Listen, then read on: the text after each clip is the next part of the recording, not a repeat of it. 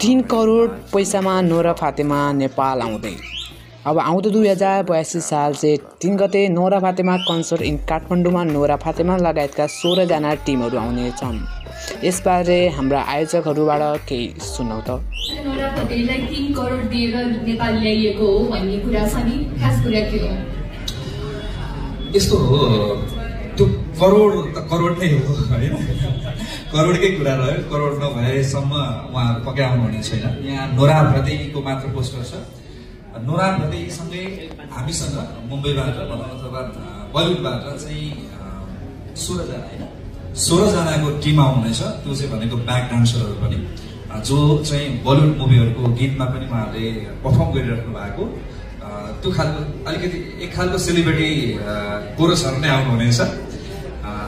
त्यो हिसाबले पनि त्यही आसपास पुग्यो भनौँ, ठ्याक्कै नपुगे पनि